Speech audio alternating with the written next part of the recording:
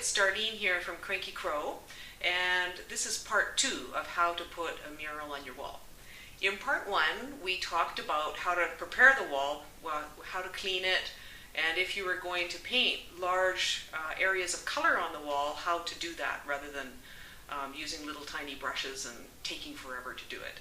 So in part 2, this is where it gets really exciting, because this is where we finally start to put the images up on the wall.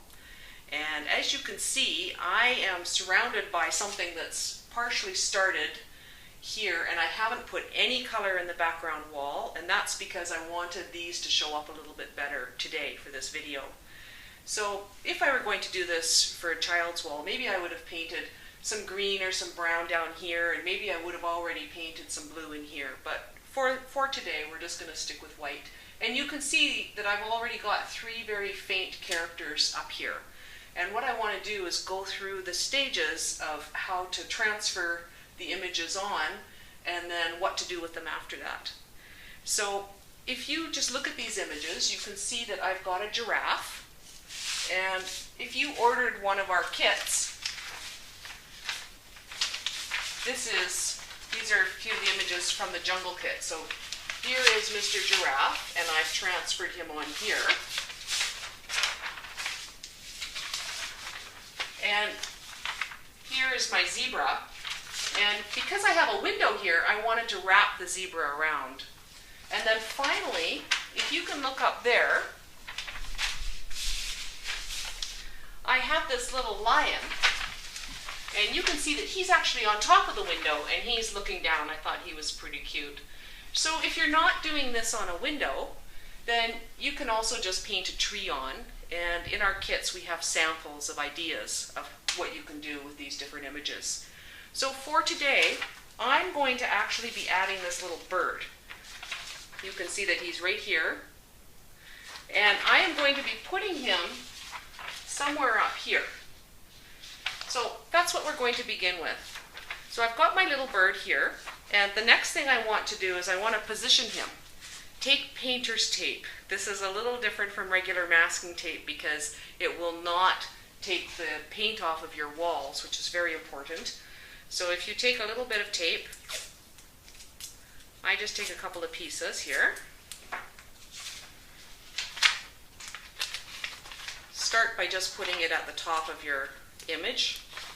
And then you can play for a few minutes. You can decide where exactly you want your image. If you've got little ones, of course, they'll have a lot to say about this, so you will probably have some input. Now I'm going to stand up on a stool, and then I'm just going to position my little bird where I think he should go. So up he comes. And I think right about here. And I might even put him on a bit of an angle. I think that's pretty good. Okay, so I'm going to stand back just for a sec. I think he should actually be in just a little bit more, so I'm going to move him over.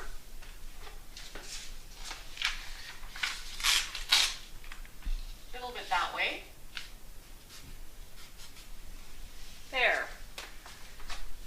Now, you notice that I've put him on a smaller piece of paper. If you get one of our kits, he will be one image on a bigger one. But you can start by making him on a smaller piece, and that'll be a little bit easier for you, or you could even just cut out the one that you have. The next thing I'm going to do is I'm going to take this transfer paper. This transfer paper is light on one side and dark on the other side, just like carbon paper, but there's a huge difference. Carbon paper is actually very messy, and I would not recommend just buying carbon paper to use on your walls because you might regret it. It can smudge very easily, and it can sometimes be hard to cover up with paint.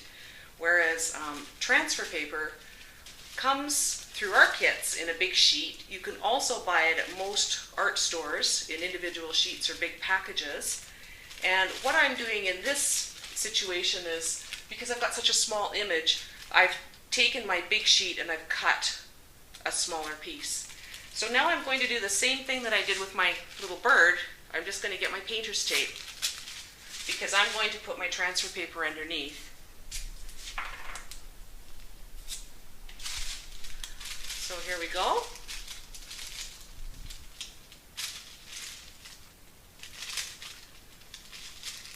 And again, I want light side up, dark side down, because the dark side is what is actually going to transfer.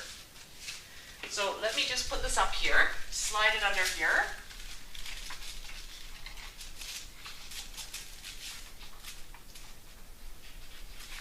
Make sure that's on.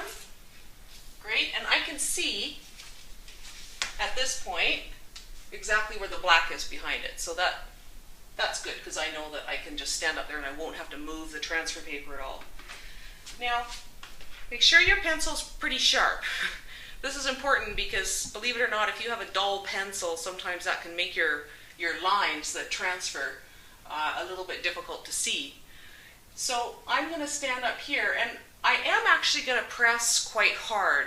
Now, you can see with this giraffe that I have pressed quite hard here, and I've actually gone over this giraffe with a little coat of gray after that.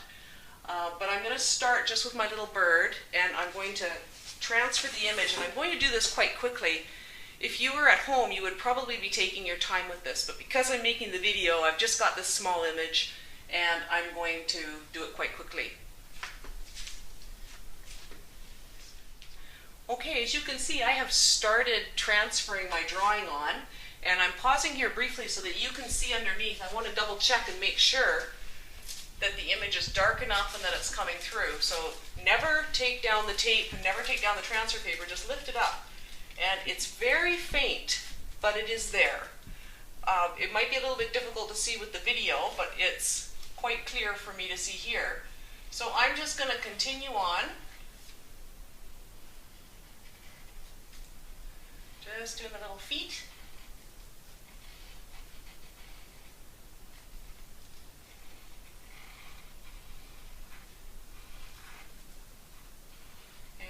I'm going outside the lines a little bit, but I'm not going to worry too much about that. All right, now I'm going to double check again, make sure I didn't miss anything.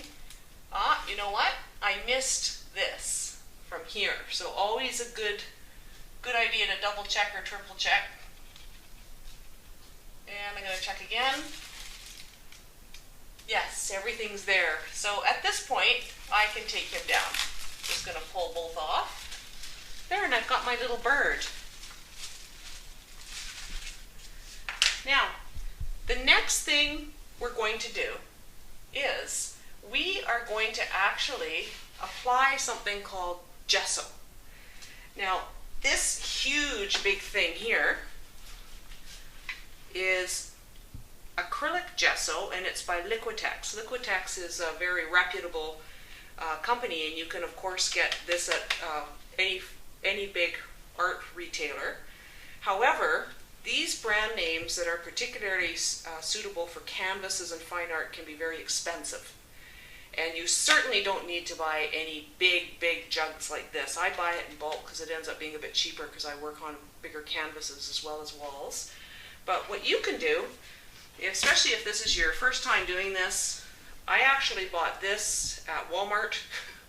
So at other places where it's a little bit more reasonable, you can buy fairly good quality gesso. Gesso is a primer. So just like if you were going to, repaint your walls, or you have a new house and you put primer on a wall before you put a color on, it's the same idea. You want to get your walls ready for color. But with these, it's a little bit different. I would not recommend using house primer. Our colors that we're going to use, especially because they're acrylic paint, actually seem to adhere a little bit better with proper gesso for images. So if you look closely at these, you can see that I've got my image and then this is white, right? So all I've done here is I've put 2 coats of white gesso on this image. I let it dry very well in between, and now it's ready for paint, and that's it. So when you get to this stage, this is really important. If you don't put on the gesso, you could have some serious problems. This paint, for example, even though it's not very old, and even though it was eggshell, it is quite slippery. And the paint will not adhere to that. You know, you start painting and it's going to be very, very streaky, especially if you're doing a bright color like red. It can be very, very difficult to coat. So always, always, for parts 1 and 2 of this video, I need to emphasize, always clean your walls and prepare your walls well with primer if you're doing large areas, and add gesso for your images before you start painting. Okay, and thank you very much.